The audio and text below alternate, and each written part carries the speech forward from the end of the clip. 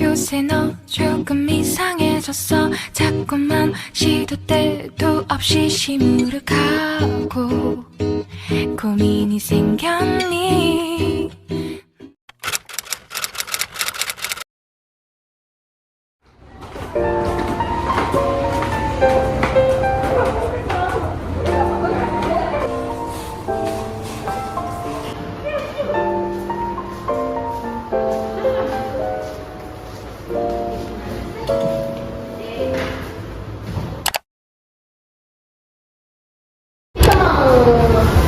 Bantuin peran kan dulu ya Ren. Kamu tuh ada discussion leader Bapak.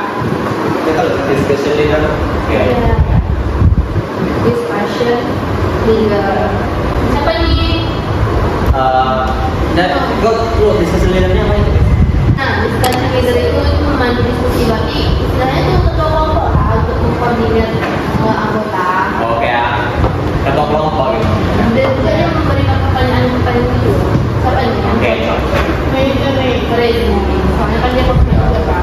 Oke, aja sih itu kayak hati raya. Lalu lanjut ini apa nih?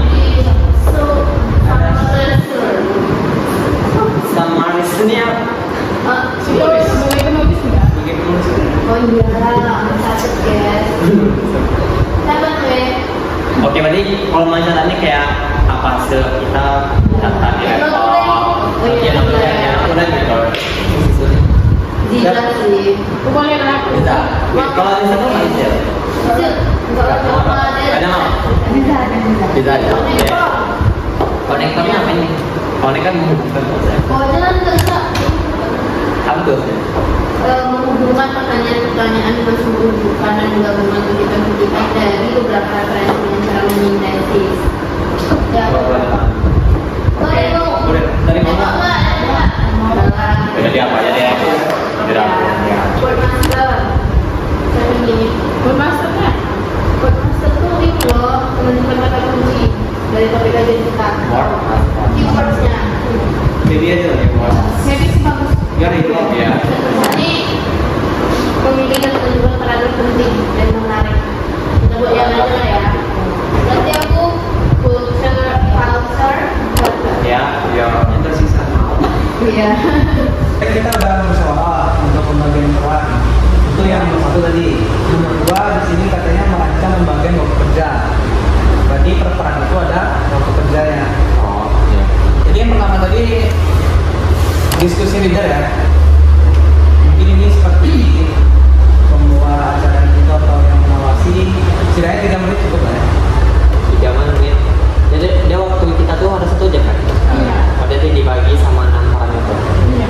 Itu kan 3 menit cukup. Karena di bawah itu kan masih Oh iya, Pak. susah juga kan kemarin susah. Terus yang kedua itu ada summaries ini bagian yang data ya. Iya. Yang ini bisa 10 berapa menit? 5 menit Kak? berapa menit? 7 menit, 7 menit. 7 menit. Besar ya?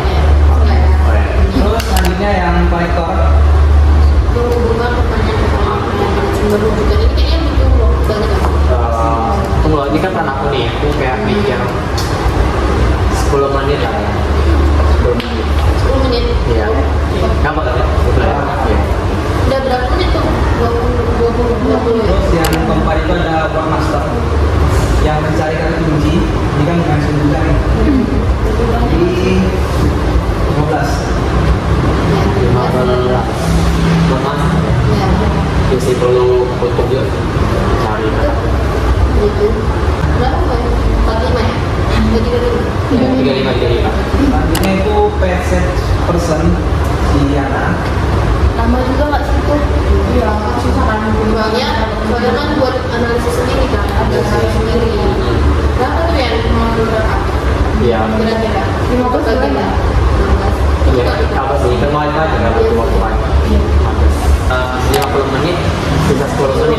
Jadi 10 menit kan? Berarti sisanya ada future kolektor kecil ya. Jadi nomor 3 kita itu kan mengembangkan pertanyaan dari pekerjaan. Itu kita ada 2, tanya saintifik sama metode empiri. Jadi di sini kita harus membuat sebuah pertanyaan baru kita mencarinya di jurnal artikel. Udah kita cari apa? Jadi kita jurnal ya. Cari pertanyaannya dulu nggak sih? Pertanyaannya dulu muncul baru kita cari artikel. Iya, pertanyaan dulu sih. Pertanyaan dulu. Jadi pertanyaan Tentang apa ya? Berarti tentang pendekatan tafsir saintifik ya. kita kadang-kadang ini dulu ya. Ini kalau misalnya kalian udah hafal pertanyaannya, kita kasih kamu dulu ya, biar aku kayak umumkan emang relevan nggak sih sama materi kita ini gitu. Apa tuh pendekatan tafsir saintifik? Kenapa mau nanya ini? Biar kita Kalau- harus tahu dulu nggak sih? Itu pertanyaannya kayak ini aja nggak sih? Ini kan tentang pengertian pendekatan tafsir saintifik kan. Jadi kita nggak usah ini buat pertanyaan yang ada di sini. Nanti kan kita ada buat di poster tuh. Jadi kita baca di pengertian pendekatan tafsir saintifik di poster itu hanya sebagai kayak pernyataan aja, nggak usah pakai pertanyaan. Jadi kita tuh pertanyaan itu kayak lebih inilah, ini tuh kayak lebih spesifik gitu, atau analisis kayak lebih umum gitu. Itu jadi pengantar aja ya, yang pengertian gitu. Gimana kalau pertanyaannya tuh kayak gitu? Kayak bagaimana terjadinya pendekatan saintifik dalam melaksanakan Al-Quran? Bagaimana terjadinya dalam Terjadinya pendekatan saintifik dalam melaksanakan Al-Quran. bagus sih, tadi terjadinya bagaimana terjadinya itu latar belakang. Latar belakang ya, Iya kan? Kita Itu- harus tahu nggak sih kenapa dia bisa terbentuk? Iya, maksudnya. Gitu kan? mm-mm. Boleh lah satu-satu. Satu-satu, iya. Satu-satu. Jadi bagaimana terjadinya? Jadi untuk pertanyaan pendekatan saintifik kita udah dapat ya beberapa pertanyaan dari sudah kita kumpulkan. Maka selanjutnya yang tentang pendekatan UI. Karena kita ada 2 topik, jadi 2 pertanyaan itu berbeda. Kita highlight. Kalau ini bagaimana cara menafsirkan suatu ayat menggunakan metode tafsir yang Bagaimana cara? Berarti itu langkah-langkah menggunakan metode modul ini ya dalam menafsirkan Al-Quran. boleh? Boleh? Bagus tuh. Oke. Oke, nomor 4 tentang sumber informasi yang relevan dengan pertanyaan dengan melakukan navigasi dan menggunakan kata kunci secara tepat. Referensinya itu dari buku dan artikel jurnal karya ilmiah. Dari jurnal. Jadi kan kita udah dapat pertanyaan, jadi cari jawabannya di jurnal. Dari jurnal yang bisa menjawab pertanyaan itu. Nanti kirimnya ke grup biar kita bisa baca sama-sama. Oke. Udah kirim ya Pak. Feby itu Coba nih dapat nih. itu enggak coba dulu kita cek.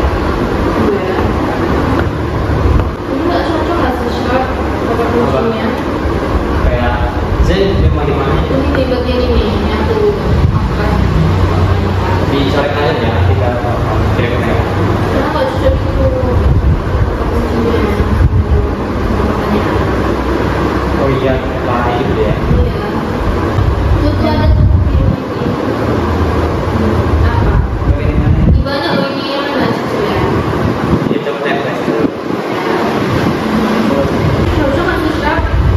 Ada nih cover fungsinya. Itu loh, saya kan tadi kan kayak bahas tentang bagaimana cara menafsirkan ayat Al-Quran menggunakan metode menghubungi itu kan. Tidak sih ada langkah-langkahnya lengkap. Aku copy ya. Iya. Jadi aku kasih ke Diza. Nah, nanti bisa langsung mencatat aja.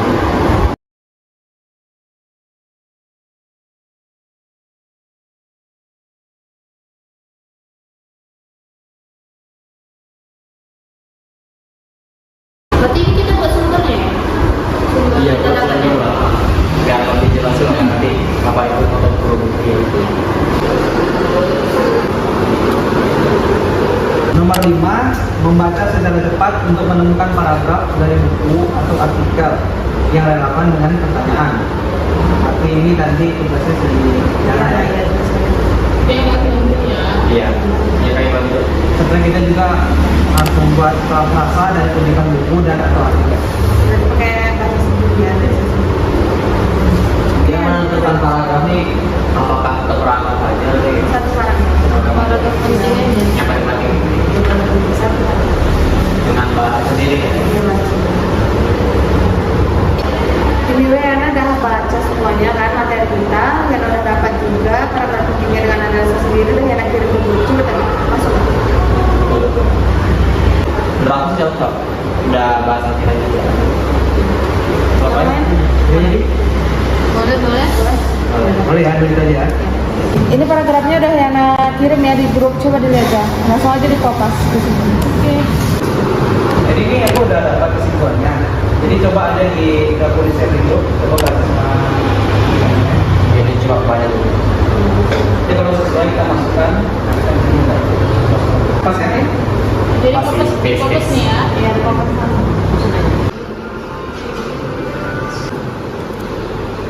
Dan yang terakhir ini ada memvisualisasikan hasil abstraksi dan sintesis dalam bentuk gambar dan atau infografis ke dalam kertas plano dan menggunakan spidol warna-warni. Seperti yang di kemarin nanti ini ke poster. Jadi lanjut besok. Ya, menulis soal mereka udah memaklum juga.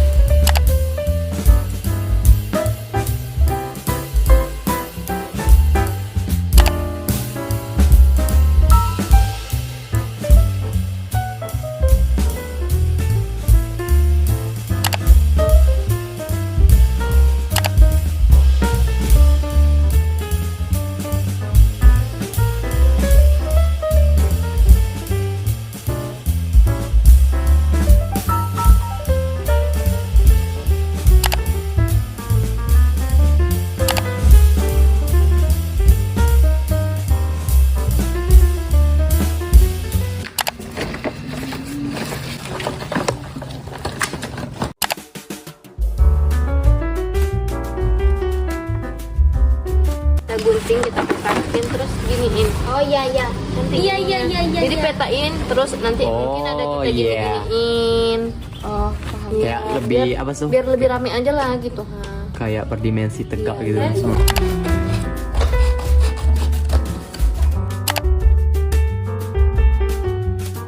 Ayat sesuai dengan kronologis turunnya.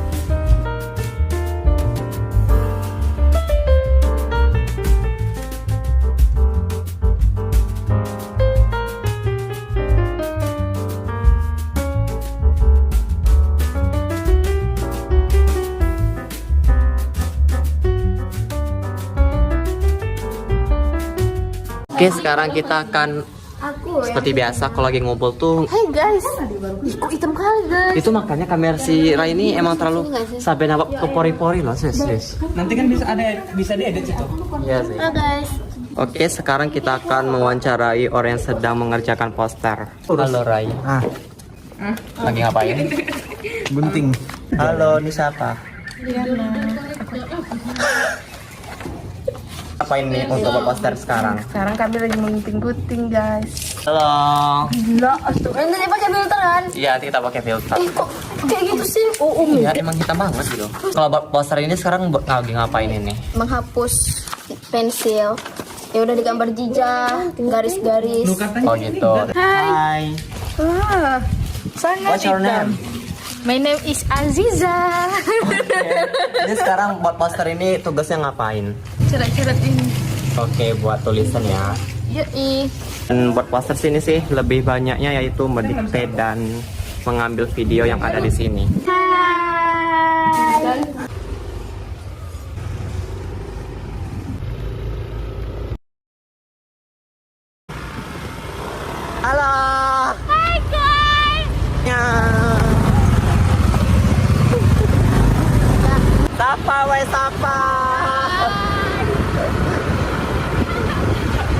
Rai belum masuk lagi.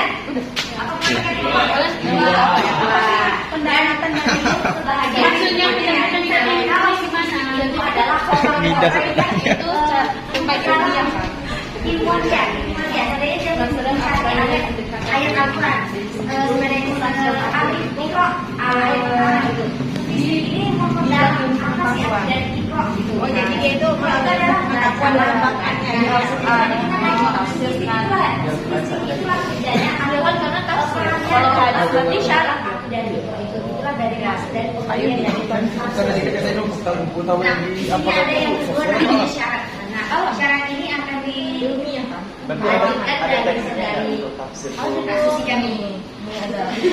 Boleh dengan cara memahami ayat-ayat Qur'aniyah. Apa tuh Konia? Ayat Qur'aniyah ini kan ada dua tuh, ayat-ayat Qur'aniyah sama ayat-ayat Qur'aniyah. Apa tuh Konia? Qur'aniyah itu tentang kealaman, guys. Konia? Iya, Qur'aniyah. Iya, kealaman. Iya, nyata.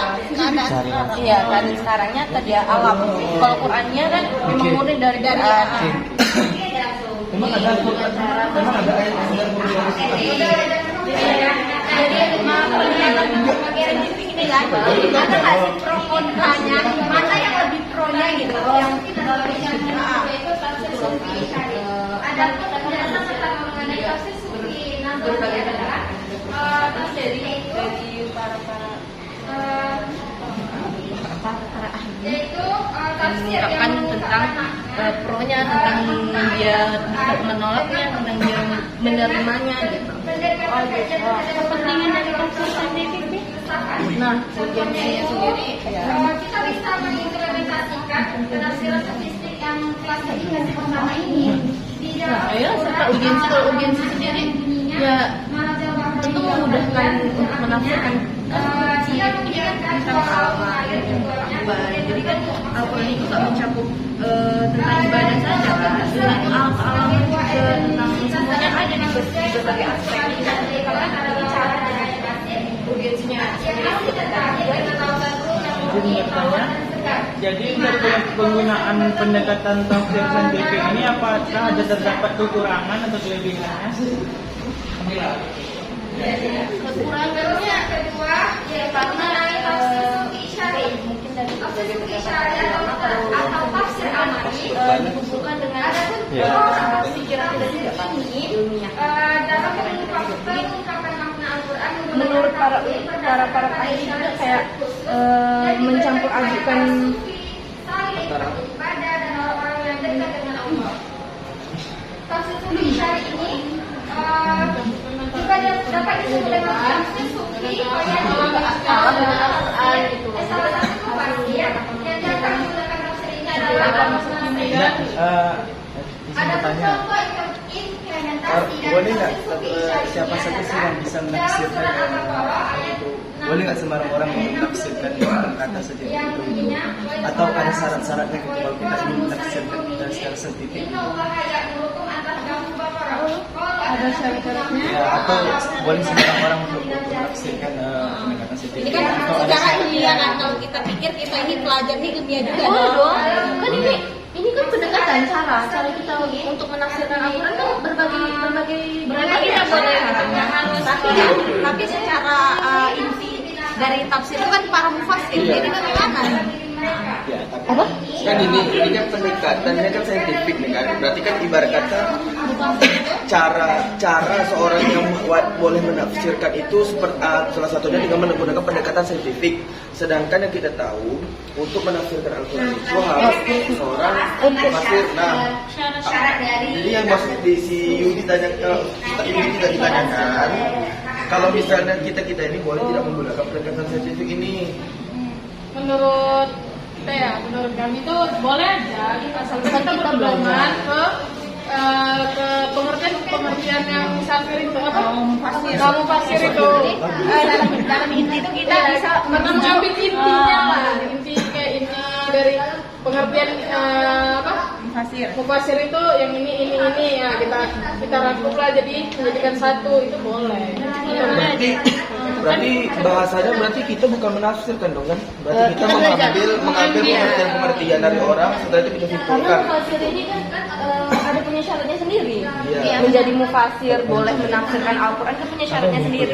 Ada yang pertanyaan lagi karena tadi katanya pertama boleh.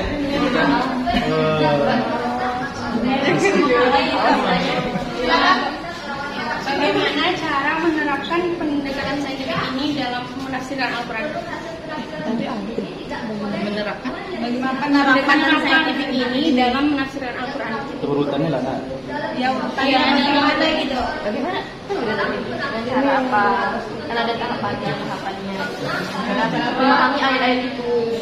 Terus menghubungkan dengan Sekarang dijelasin dia itu kan hanya untuk ayat-ayat Qurannya, tetapi kemudiannya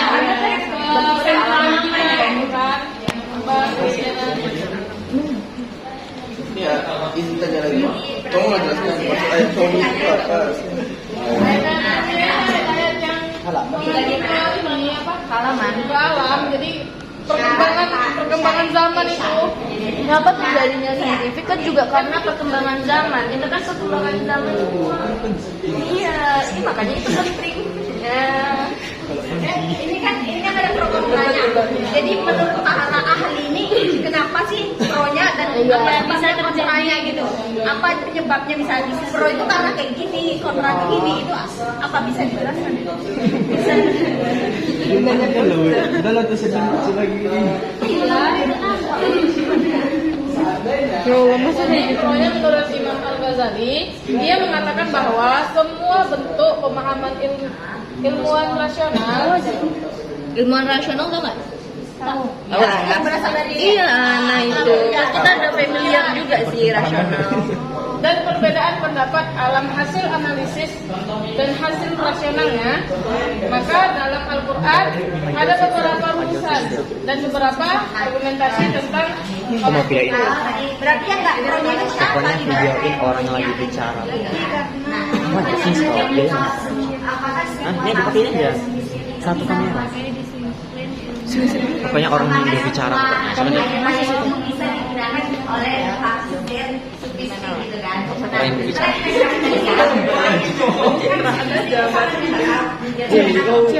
Jangan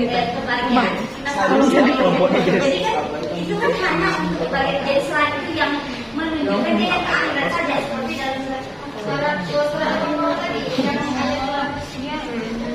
jadi sejak kapan sih ada di pendekatan waktu semacam Enggak bagian ini kan nggak paham. Ntar lu, kau yang paham. Maka dari itu kalian malah menanyakan hal yang lain dulu, makanya kalian dulu baru kamu.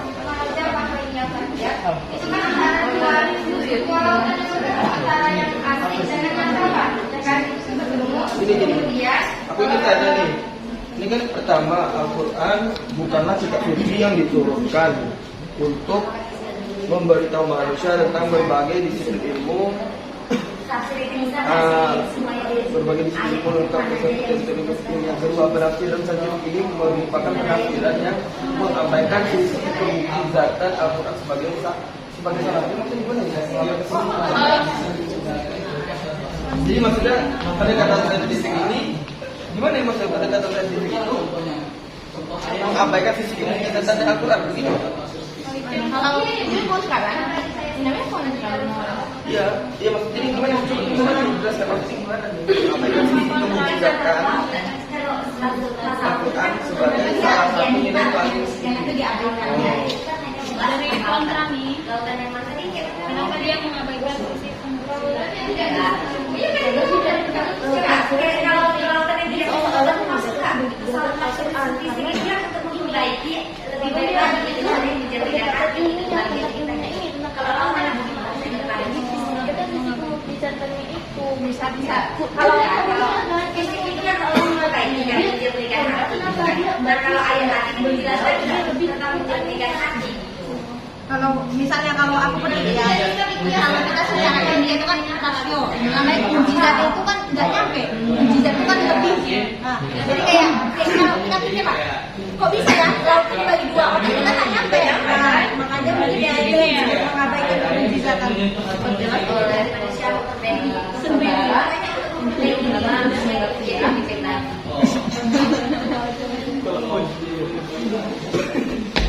Siapa? Sebagai apa? Itu orang ini Kalian itu sangat jelas sekali. Kami seperti ini. Ya maaf ya. Kami pulang kesalahan itu.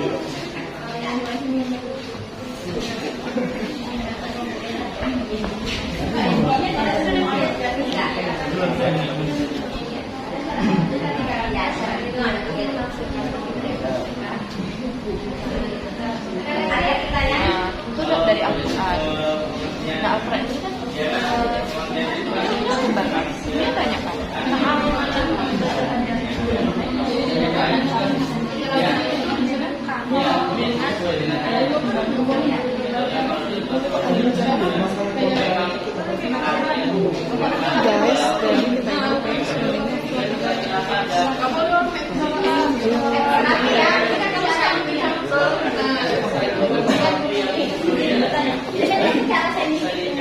Apa sih bedanya sama rasio? Rasio juga itu secara spesifiknya itu gimana gitu? Akan ada kan kalau rasio kan kalau nggak lihat yang apa sih yang membedakan? apa pendekatan Beda perbedaan saintifik dengan rasio. Kalau mau kirimkan dirimu itu seandainya mau menjelaskan saintifik kalian pasti yang di mana sih letak vokalnya gitu, di mana sih dia vokalnya, di mana sih ya apa?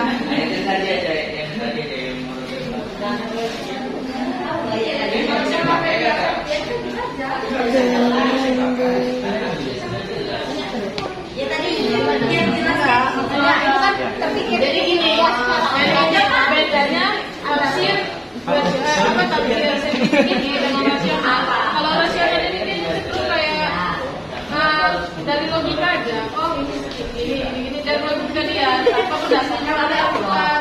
Kalau ini kan pakai demo. Jadi dia berpikir secara Al-Quran juga menganggap penyimpanannya. Berdasarkan Al-Quran.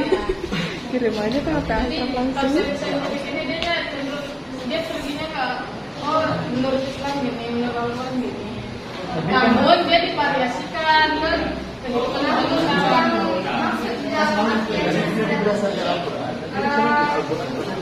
Tidak salah itu bertumpu pada kaidah saintifik logika ilmiahnya itu. Tapi tetap ilmuannya ya. Tersirat. Jadi makna ayat itu nggak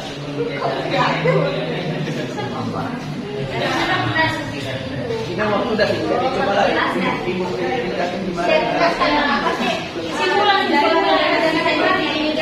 tafsirnya juga menggunakan itu kan tafsirnya lagi secara berubah rasio itu ditolak untuk penggunaannya gitu.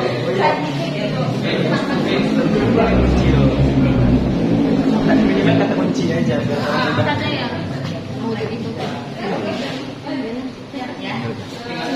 Kesimpulannya ini apa? jadi pendekatan tafsir saintifik ini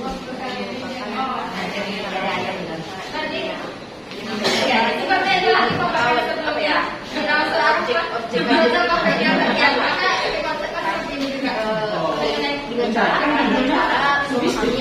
awalnya kami mengenai dengan pelaporan. Karena konsumsi itu belajar dengan halaman kita ke halaman. Nah, itu terjadi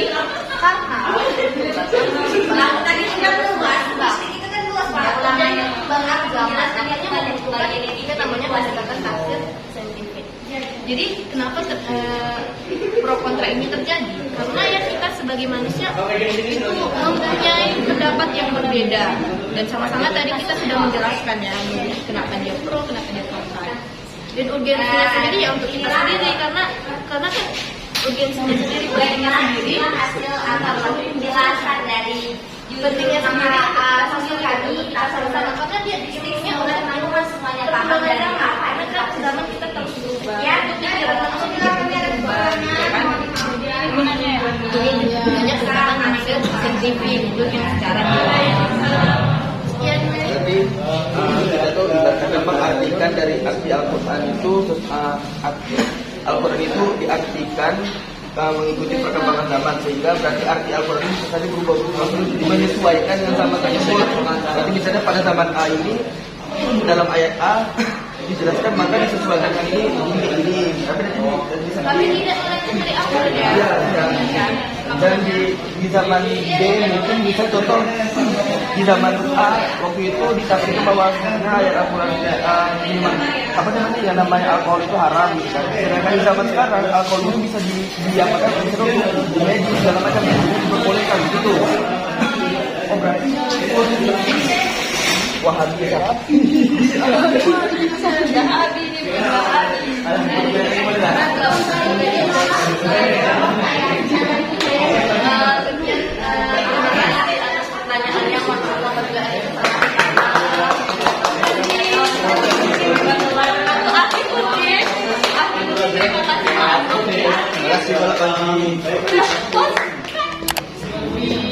Lebih paham sih, jadi kayak kita lebih mendalami materi. Kan tentunya pasti yang itu kan bertanya kan, nggak mungkin dong kita nggak memahami materi kita. Tentunya kita lebih bisa menanggapinya lebih luas dengan kata yang bisa membuat orang itu paham lah. Oke, dari satu lagi ya. Pengalaman kamu yang apa yang kamu rasakan ketika menjelaskan ya? Lebih paham gitu. Sebenarnya kami juga mendalaminya sekedarnya aja, tapi setelah presentasi, setelah bicara sama mereka kayak Langsung. ada aja keluar. Menggali. Oke, dari visitor gimana? Dari aku memang benar yang dikatakan saudari Devi tadi. Yang mereka pahami itu ibarat kata yang bagaimana poin-poin, tapi ketika mengalami interaksi saat saat kami berkunjung, mereka presentasi itu kayak kayak lurus gitu, kayak santai, dan itu semua insya Allah masuk gitu. Oke, sekarang secara umum ya, bandingkan tadi dari segi lingkarannya saja berbeda ya. Lingkaran sini tadi besar ya? Iya. Besar. Yang situ dari kecil ya? Di sini Sebab itu mengapa terjadi? Saya biarin saja kan secara natural ya, secara alami. Mengapa ya? Ini Pak, karena tulisannya sendiri kecil. Jadi kan sangat dari sini aja, di sini harus di sini. Nah, ini Pak, Dari saya Pak ya, memang tulisannya kecil Pak. Yang kedua memang ketika yang menjelaskan tuh pengen tahu jadi. Oke. Alhamdulillah Pak, kami semua mengajukan pertanyaan dan mereka menjawab Pak. Oke. Yang ini tadi kenapa pembentukannya juga besar ini? Apa yang terjadi? Apa yang terjadi? Jadi kami ada jalan lagi yang kami menampakkan bisa jelas kalau sampai hari ini agak susah tadi menampakkan mukanya Pak. Tadi mau jelaskan fenomena tadi. Gitu ya? Ini saya kasih catatan ya, komentar ya. Ini fenomena baru ini dari kelas-kelas saya. Dari segi proses ini ya, coba.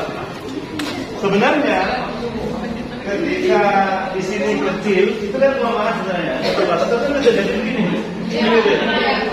Tapi satu sisi sebenarnya itu juga ada proses alami kedekatan ya, kedekatan pengunjung itu karena ingin tahu ya, sehingga lebih intensif dialognya dan lebih rileks saya lihat ya. Nah ini dia, lebih santai, lebih cair ya dialognya, perbincangannya ya. Gitu.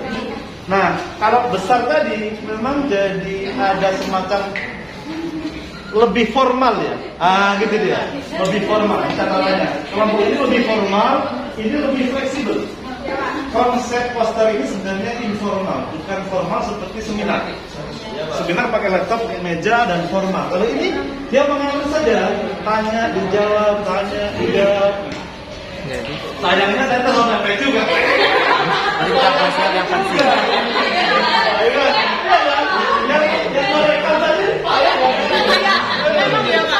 Payah. Hasilnya nanti keluar tadi sini tadi nggak betul kan? Karena ini tadi kepentingannya adalah kameramen menentukan dia. Tapi satu sisi jadinya formal gitu ya. Ini kameramennya udah berkuasa apa ya? Ini udah salah seperti itu. Itu kelemahannya ya. Cari. Gitu kan? Akhirnya formal dan kurang mengenai dari semacam presentasi seminar ya atau dari kaku ya. Apalagi coba lihat ini ya, lihat tadi. Selanjutnya akan dijawab oleh kakak kami. Nah itu kan formal jadinya. Tidak boleh ada moderator kayak gitu. Dia mengalir saja. Orang datang jawab, kayak jual beli gitu ya. Konsepnya kayak gitu. Jadi mengalir secara informal, relax. Kalau relax ya, otak ini akan cair ya. Kemudian yang menjawab juga tidak beban ya. Yang tidak beban. Seperti ada dosen gitu, ada bapak itu kan ketahuan ya. Pakai sapna namanya Pak. Kuncinya ketahuan ya bahwa masih ada rasa takut itu kalau ada dosennya kan gitu nih. Padahal konsep ini adalah memberi keleluasaan, kebebasan kepada mahasiswa supaya mengalir ya. Pikiran idenya itu lancar karena ngomong bersama kawan seperti ngopi ya, ngobrol pintar. gitu, konsepnya kayak gitu ya. Paham ya? Dari teman saya ini benar-benar kelas ya. Ini teman-teman bagus, sekaligus juga itu ya, kelemahannya diperbaiki ya. Ya Pak. Termasuk catatan tentang nanti coba sekarang satu poin ya tentang poster. Siapa buat? Terutama adalah visitor ya. Kasih catatan tentang poster. Posternya selain itu apa? Nanti ini ada ya, kasih catatan posternya. Ya, silakan. Apa? 1-2 menit saja. Selain tulisannya yang kecil Pak, jadi di poster ini terlalu ramai, jadinya Terlalu ramai. Iya. Yang misalnya ini. Contohnya seperti yang ini. Jadinya dia ini fokusnya ini lebih ke gambar daripada ke materi yang diberikan oleh pengenalan. Oke, ada lagi? Kami boleh kami boleh menanggapi nggak Pak? Dengarkan suara customer. Dengarkan suara customer. Itu ya. Terlalu ramai ya. Jadi fokus. Tapi boleh bantah nggak sih? Ya kan? Boleh bantah nggak? Itu tanya. Kemudian pemilihan warnanya macam mana ini? Kurang kontras sebenarnya. Kalau saya kurang kontras. Pemilihan warna karena yang untuk elemen-elemennya itu warna kuning, sedangkan itu kuning. Jadi kayak kita tuh juga tidak terlalu fokus ke tulisan. Oke, itu masih perlu diperbaiki. Ini masih bisa harus dibantu. Ya. Oke, terima kasih. Terima kasih. Mika Samida. Gomawo.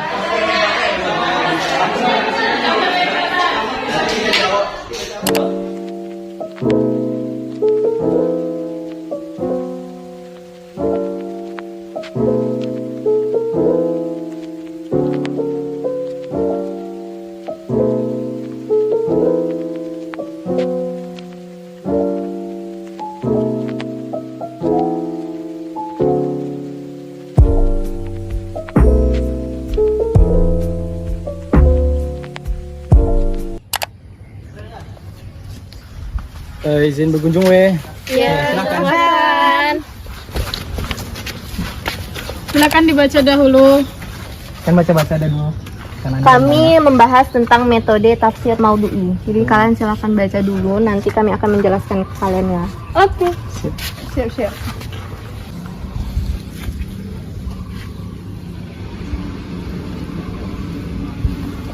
Baca ya, nggak apa-apa, dibaca aja. Tapi bagusnya kalian jelaskannya langsung gitu. Iya sih, tapi bacanya dulu, karena kan ini banyak nih yang mau dijelaskan nanti. Oke. Siap.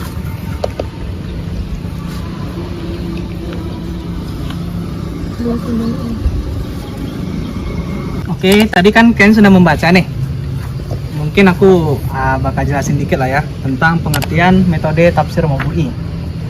Sebenarnya tafsir maudhu'i ini adalah pendekatan suatu metode dalam pengumpulan ayat-ayat Al-Quran sesuai dengan topik yang akan dikaji dan diistinbatkan melalui hukum-hukum.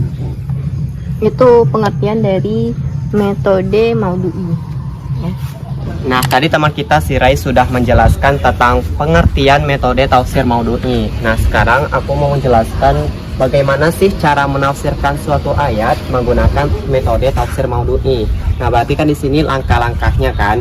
Nah, bisa saya jelaskan dulu. Nah, di sini kita menggunakan langkah-langkah penerapan metode tafsir maudhu'i. Di sini kita mengambil oleh tokoh Al-Farmawi yang mengemukakan langkah-langkah. Yang pertama adalah kita harus menentukan masalah yang akan dibahas. Nah, kemudian kita menghimpun ayat-ayat yang berkaitan dengan tema tersebut. Selanjutnya yaitu menyusun sekuensial ayat sesuai dengan kronologis turunnya, disertai kita harus memahami munasabah. Nah, munasabah ini adalah korelasi ayat-ayat tersebut dalam surahnya masing-masing. Selanjutnya kita menyusun kerangka pembahasan yang sempurna atau bersifatnya itu kayak outline gitu, ada kerangkanya, harus rapi gitu. Lalu kita membuat melengkapi pembahasan dari ayatnya itu dengan hadis-hadis yang relevan. Jadi kayak ayat ini kita relevan juga dengan hadisnya gitu. Lalu biar lebih konkret atau lebih relevan lah istilahnya kan. Lalu kita meneliti ayat-ayat tersebut secara keseluruhan dengan cara menghimpun ayat-ayatnya yang mempunyai pengertian sama atau mengempromikan antara yang am atau umum dan yang khas atau khusus, mutlak dan muqayyad atau terikat, atau yang pada lahirnya bertentangan sehingga kesemuanya bertemu dalam satu muara tanpa perbedaan atau pemaksaan. Nah, jadi di sini ada tokoh Quraisy Shihab ini dia menegaskan dengan tersusunnya langkah-langkah secara sistematis yang dirancang oleh Al-Farmawi tadi, maka lahirnya bentuk kedua dari metode tafsir maudhu'i. Bentuk pertama ialah penafsiran menyangkut satu surat dalam Al-Quran dengan menjelaskan tujuannya secara umum dan khusus, serta hubungan persoalan-persoalan yang beraneka ragam dalam surat tersebut, sehingga semua persoalan saling terkait bagaimana satu persoalan saja. Kedua, menghimpun ayat-ayat Al-Quran yang membahas masalah tertentu dari berbagai surat Al-Quran, kemudian menjelaskan pengertian menyeluruh ayat-ayat tersebut sebagai jawaban terhadap masalah yang menjadi pokok pembahasannya. Nah, dari itu ya penjelasan langkah-langkah menafsirkan ayat menggunakan metode tafsir maudhu'i. Oke, tadi kan udah dijelaskan tuh apa artinya metode tafsir maudhu'i ya. Sekarang aku akan menjelaskan mengenai urgensi atau pentingnya dari metode maudhu'i ini untuk kita gitu. Jadi yang pertama itu dengan yang sama-sama kita lihat ya, dengan menghimpun beberapa ayat, para mufasir akan menemukan adanya keserasian dan korelasi antara ayat satu dengan ayat yang lainnya. Korelasi itu hubungan satu dengan dengan ayat lainnya. Yang kedua, dengan mengumpulkan beberapa ayat atau sebagian ayat, penafsir akan menemukan hasil yang relatif sempurna terhadap pokok masalah yang akan dibahas. Akan relevan gitu, akan jelas, lebih jelas lagi. Nah, yang ketiga, corak kajian tafsir maudhu'i ini sesuai dengan semangat zaman modern yang menuntut kita berupaya melahirkan suatu hukum yang bersifat universal untuk masyarakat Islam, yang bersumber dari Al-Quran, yang mudah dipahami dan diterapkan oleh kita. Jadi metode Maudhu'i ini kan adanya karena zaman ya, karena perkembangan zaman ke zaman gitu. Oke, itu mengenai tentang pentingnya tafsir Maudhu'i metode. Jadi oke guys, yang telah dijelaskan sama Feby tadi kan tentang urgensi. Nah, jadi sekarang ini ada kelebihan sama kekurangan dari tafsir Maudhu'i ini. Nah, yang mana kelebihan dari tafsir Maudhu'i ini? Yang pertama itu hasil tafsir Maudhu'i memperlihatkan pemecahan masalah itu secara yang praktis gitu dalam kehidupan kita. Terus itu juga kelebihannya ada tafsir Maudhu'i ini tuntas dalam membahas suatu masalah. Itu tuh dibahasnya itu secara tuntas dan juga jelas. Nah, juga di dalam tafsir Maudhu'i ini kelebihannya yaitu mufasir itu tuh dapat mengetahui suatu masalah, permasalahan itu secara lebih mendalam dan lebih terbuka lagi. Nah, sedangkan di dalam metode tafsir Maudhu'i ini memiliki kekurangan juga. Nah, kekurangannya itu terbukanya kemungkinan di dalam tafsir Maudhu'i ini yaitu mufasir melibatkan anutan dalam penafsirannya. Terus kekurangannya juga ada tidak menafsirkan segala aspek yang dikandung oleh satu ayat saja, tetapi hanya satu aspek yang menjadi topik pembahasannya saja. Jadi itu tidak berfokus kepada satu ayat saja yang seperti mana satu ayat di mushaf gitu loh guys. Oke, selanjutnya saya akan menyampaikan asal-usul tafsir Maudhu'i. Jadi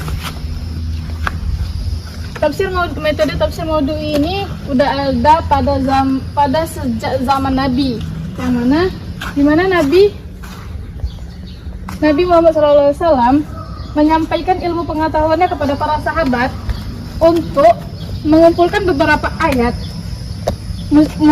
mutasyabihat akan mempermudah untuk mengetahui pokok bahasan dan akan menghilangkan keraguan pada ayat tersebut. Gitu. Betul. Jadi metode Maudhu'i itu udah ada pada zaman Nabi, lalu ditafsirkan oleh para musafir gitu, hingga sekarang gitu. Terus yang terakhir, pembahasan yang terakhir tuh aku mau jelasin tentang ciri-cirinya. Ciri-cirinya itu cuma dua aja sih. Yang pertama tuh menitik berat. Metode tafsir Maudhu'i ini menitik beratkan pada satu pembahasan. Jadi mufasir itu mencari tema-tema atau topik-topik yang tengah dibahas masyarakat atau yang berasal dari Al-Quran atau yang lainnya gitu misalnya. Terus yang kedua itu pengkajian tema-tema yang dipilih secara komprehensif dari berbagai aspeknya dengan kapasitas yang terkandung di dalam ayat-ayat Al-Quran yang ditafsirkan tersebut. Mungkin itu aja ciri-cirinya. Tadi kan kita sudah menjelaskan tentang metode tafsir Maudhu'i. Jadi mungkin kalian yang mau bertanya atau mau berikan masukan atau apapun itu Belum paham? Nah, Silakan ya. bertanya weh. Saya mau bertanya. Nah, setelah kami memahami dari metode tafsir Maudhu'i ini kan, jadi sama-sama kita ketahui bahwa metode tafsir Maudhu'i ini masih dipakai nih di zaman sekarang. Apa sih alasannya gitu? Boleh. Kenapa metode Maudhu'i ini dibutuhkan pada masa sekarang dalam menafsirkan Al-Quran? Karena pada masa sekarang ini para ilmuwan atau masyarakat itu memiliki permasalahan yang terbilang cukup kompleks, sejalan dengan berkembangnya ilmu dan teknologi, globalisasi dan informasi-informasi. Sama-sama kita ketahui bahwasanya Al-Quran itu sebagai pedoman, sebagai petunjuk, sebagai rahmat, serta sebagai tempat konsultasi baik dalam bersikap maupun dalam bertingkah laku, kan? Dalam bertingkah laku. Jadi dengan tujuan apa? Dengan tujuan dalam rangka untuk menjalankan fungsi kita sebagai manusia kepada Allah, manusia kepada alam dan sesama manusia itu sendiri. Jadi maka segala sesuatu yang kita peroleh di dunia ini, dimulai dari prosesnya, dimulai dari materinya, tujuannya, sampai ke hasilnya itu semua harus sesuai dengan pesan-pesan yang telah disampaikan oleh Al-Quran tersebut, ya kan? Jadi metode Maududi ini itu menginterpretasi atau mengkaji ulang pemberian penafsiran Al-Quran, pemberian dari ulama-ulama terdahulu. Jadi maka dari itu metode Maududi ini dibutuhkan di zaman sekarang, sangat mutlak untuk dibutuhkan dan diperlukan gitu. Jadi karena para ulama metode Maududi ini mengkaji ulang apa yang telah diberikan oleh ulama-ulama, maka akan lahir mufasir baru yang akan mengkaji dan menafsirkan Al-Quran sesuai dengan keadaan dari masa ke masa. Maka metode Maududi ini kata kuncinya adalah sesuai dengan keadaan dari masa ke masa. Maka itu dibutuhkan pada zaman sekarang, pada masa sekarang. Itu ya, Des. Oke. Terima kasih. Izin bertanya, Jadi kan kalian tuh membahas tentang metode tafsir Maududi kan. Jadi apa sih tujuan dan manfaat dari menggunakan metode tafsir Maududi itu gitu? Izin menjawab ya.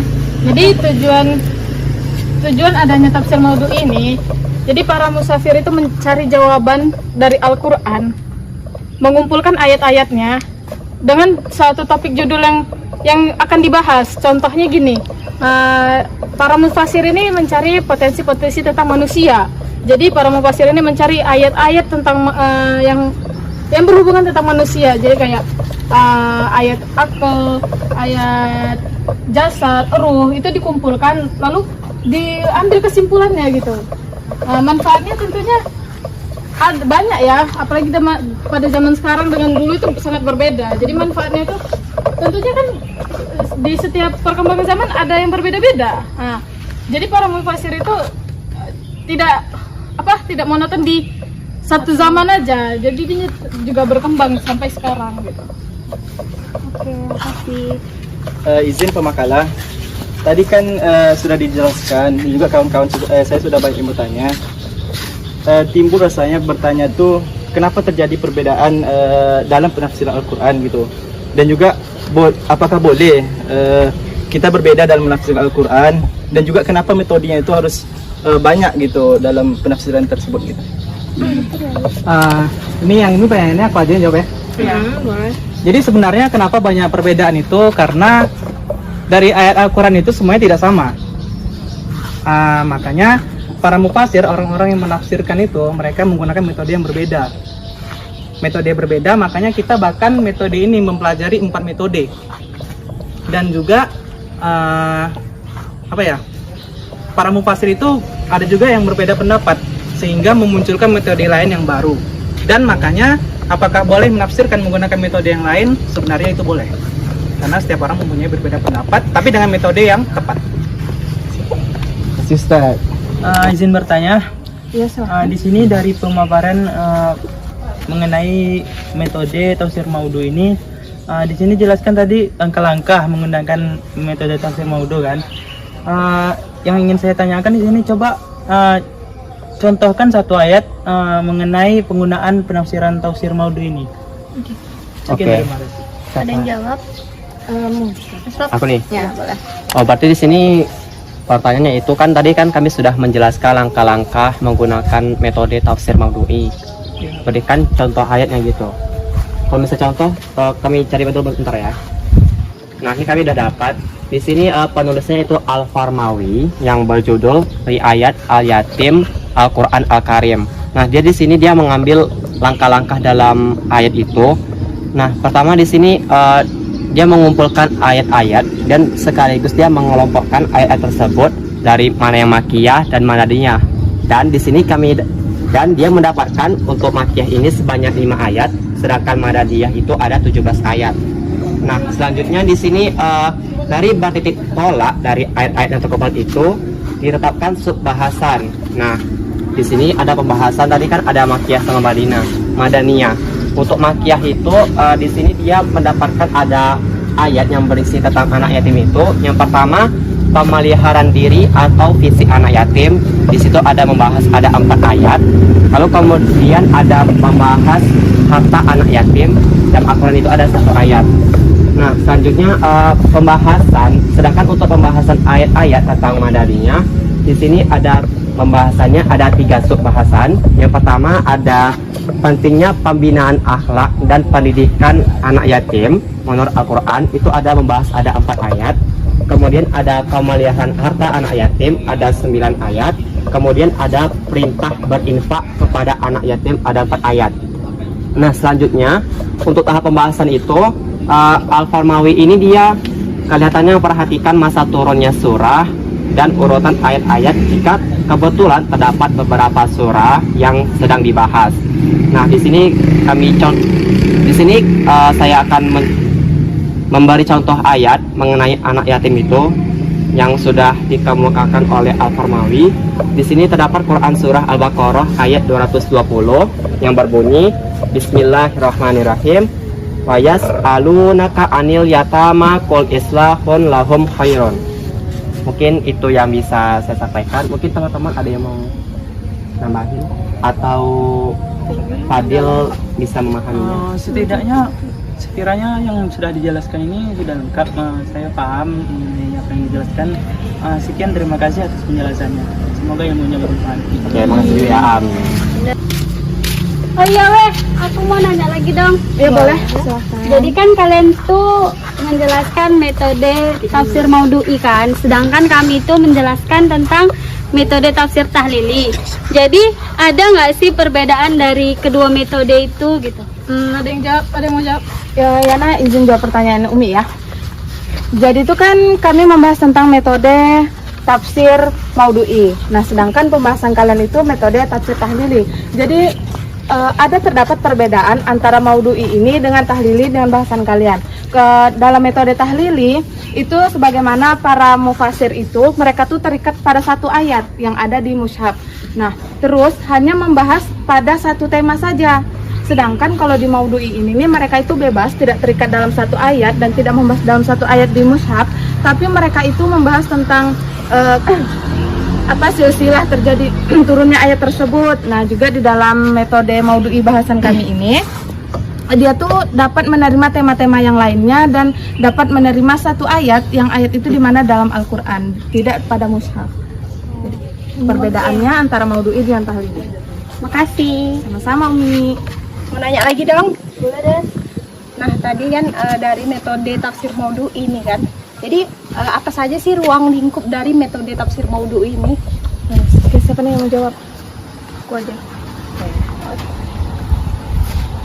Jadi kan metode tafsir maudhu'i itu adalah metode tafsir yang berusaha mencari jawaban dengan mengumpulkan ayat-ayat yang membahas tujuan yang satu, yang sama-sama berkaitan dengan satu topik kajian tertentu.